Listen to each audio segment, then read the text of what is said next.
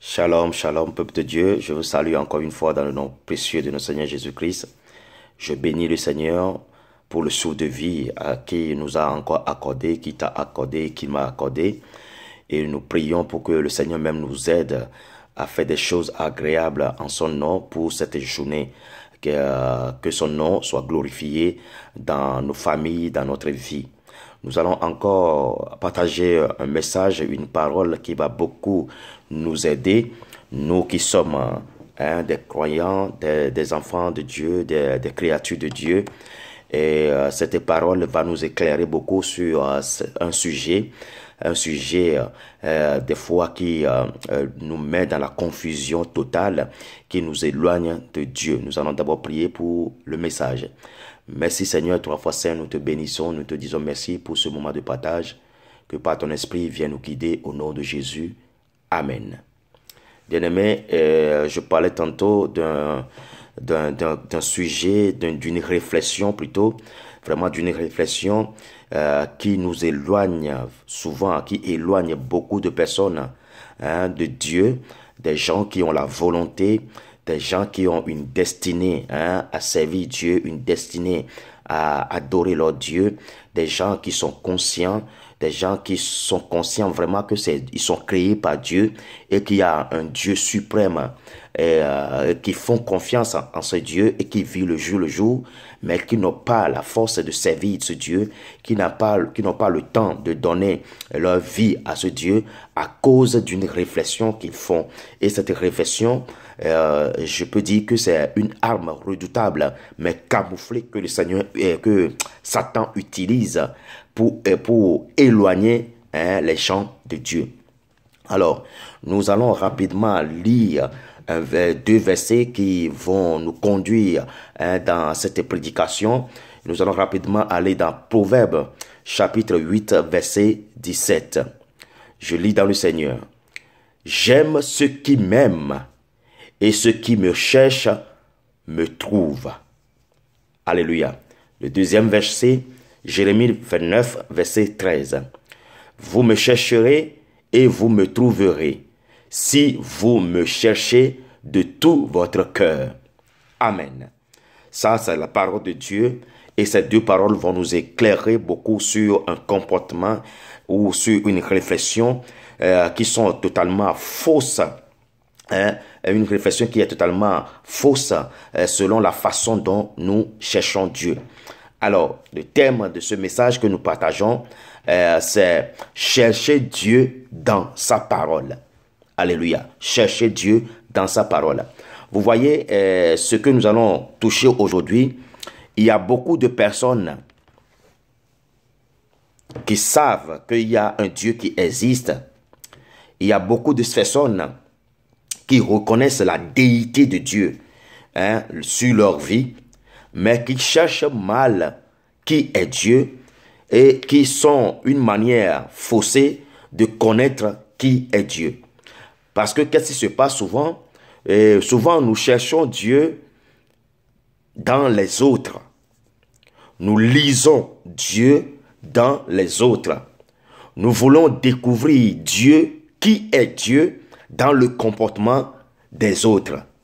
Et c'est une manière faussée de vouloir connaître qui est Dieu. C'est une manière vraiment faussée. Parce que quand on cherche Dieu, il faut plutôt chercher Dieu dans sa parole. Parce que Dieu se trouve dans sa parole. Dieu est parole et il se trouve dans sa parole.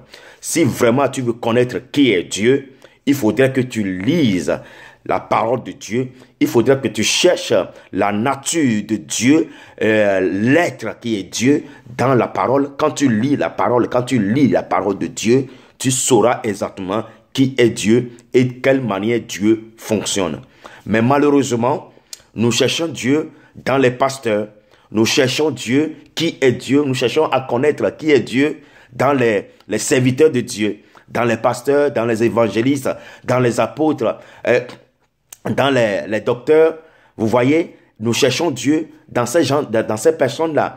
Et c'est là où nous découvrons malheureusement la fausse nature de Dieu au travers des autres. Parce que quand tu dis ceci, ce que beaucoup Hein? J'ai constaté que c'est ce que beaucoup disent. Oui, moi, vraiment, j'aime aller à l'église.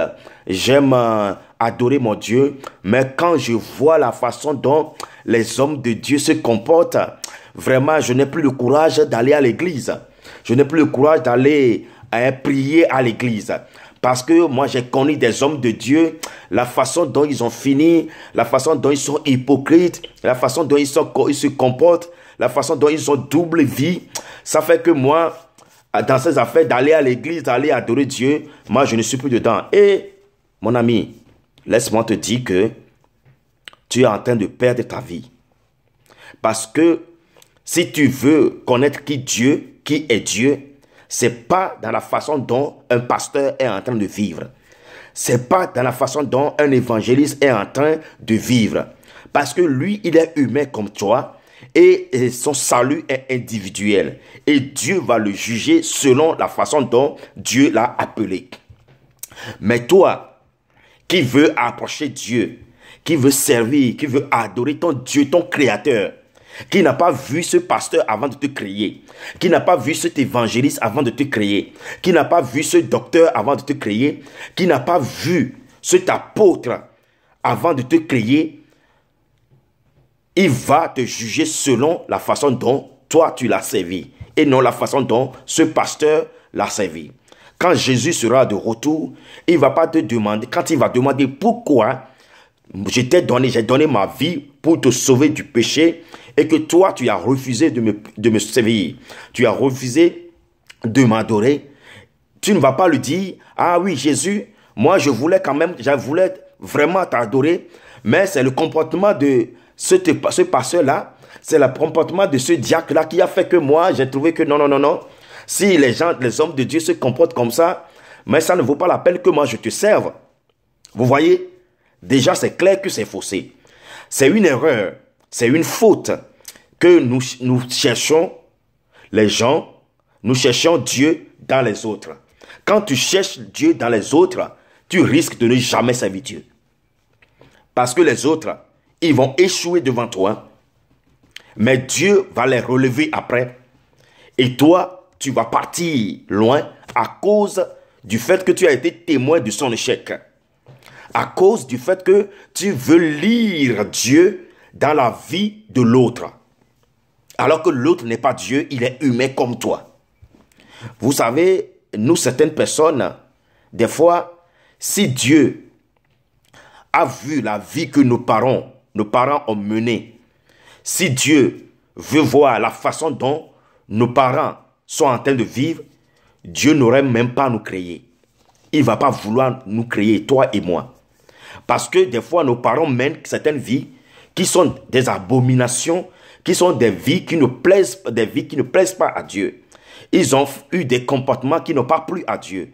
Ils ont mené des vies qui ne sont pas dignes de Dieu. Et Dieu, si Dieu devait calculer la vie que nos parents ont menée, Dieu ne va pas nous donner à ses parents comme des enfants. Dieu ne va pas nous faire venir dans ce monde. Mais malgré que nos parents, peut-être, ils ont eu une mauvaise vie, Dieu a quand même décidé de nous créer et nous donner la chance de vivre dans ce monde.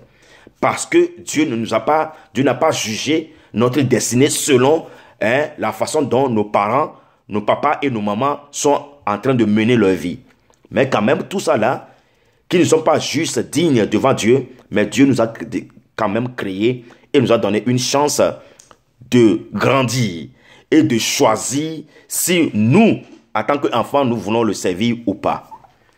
Alors, bien-aimé, c'est une arme que Satan, l'ennemi Satan, est en train d'utiliser pour éloigner beaucoup de personnes du service de Dieu, pour éloigner beaucoup de personnes de la foi, pour faire échouer beaucoup de personnes dans l'engagement qu'ils ont avec Dieu.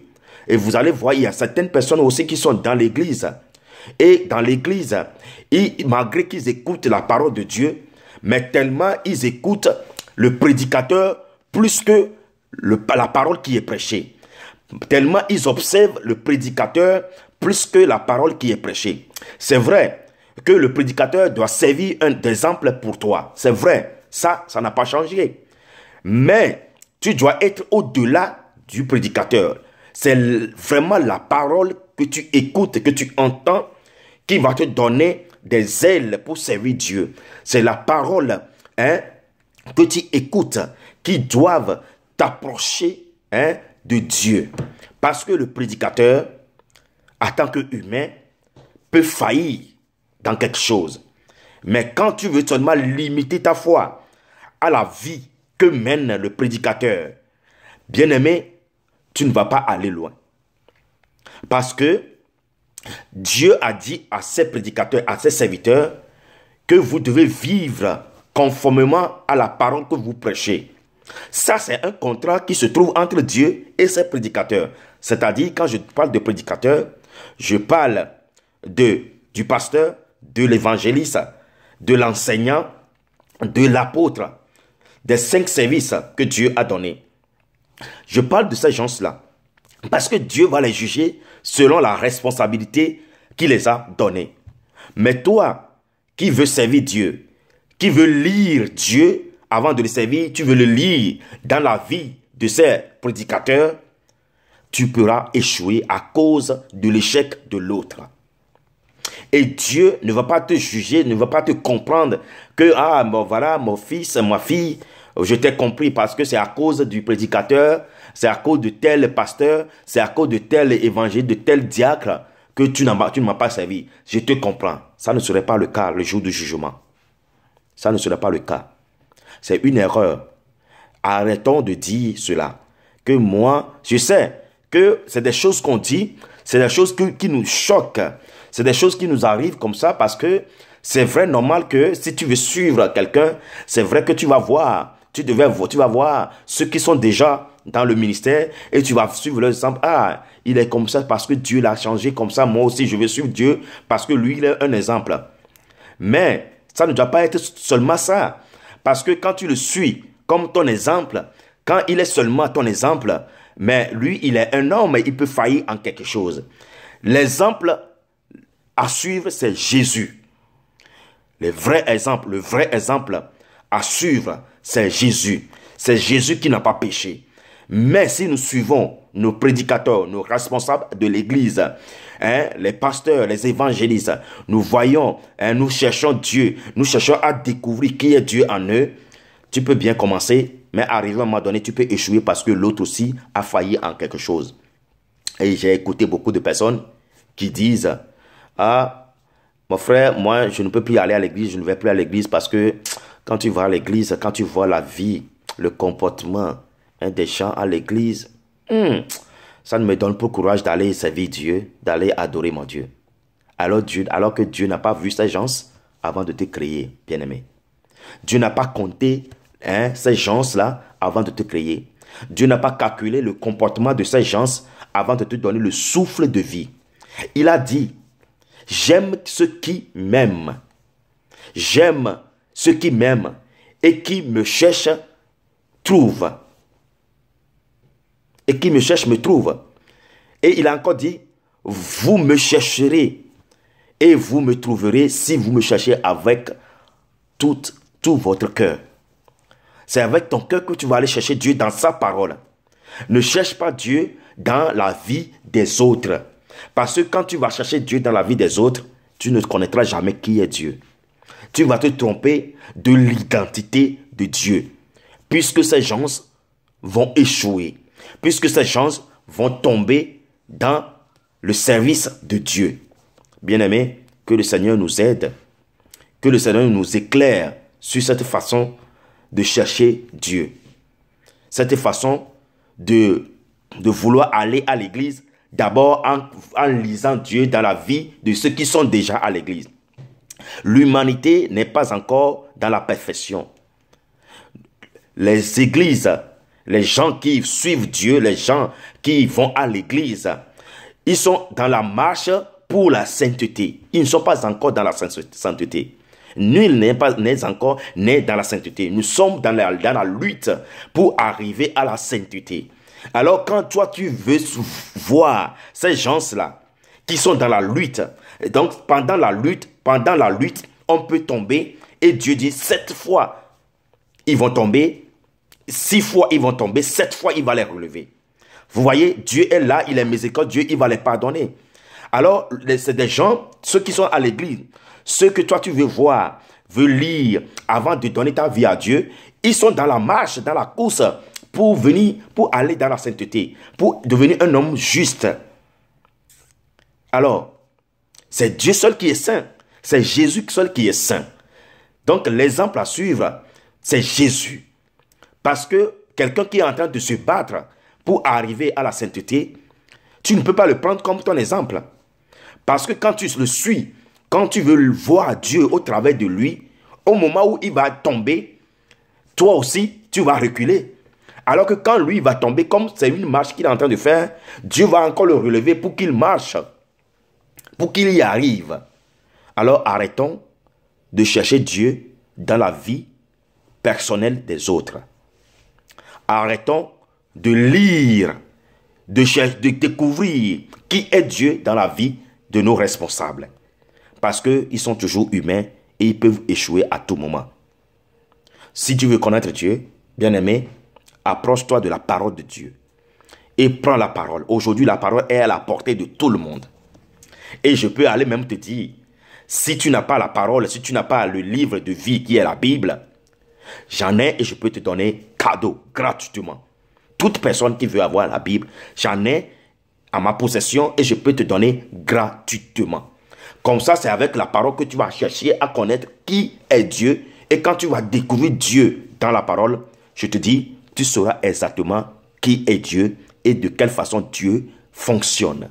Que le Seigneur te bénisse, qu'il te donne cette compréhension au travers de ce message, de ne pas dire, je vais aller à l'église, je vais aller adorer Dieu, mais quand tu vois comment les gens qui sont à l'église mènent leur vie là, ça ne te donne pas le courage. Arrêtons de dire ça. Dieu n'est pas ces gens-là. Dieu est au-delà du comportement que tu vois dans la vie de ces gens. Et Dieu t'a créé et Dieu veut que tu le serves et que tu viennes vers lui afin qu'il te révèle à toi. Et tout ça là, tu découvriras ton Dieu dans sa parole. Que Dieu te bénisse. Shalom, shalom et bonne journée à tous. Amen. Bye bye.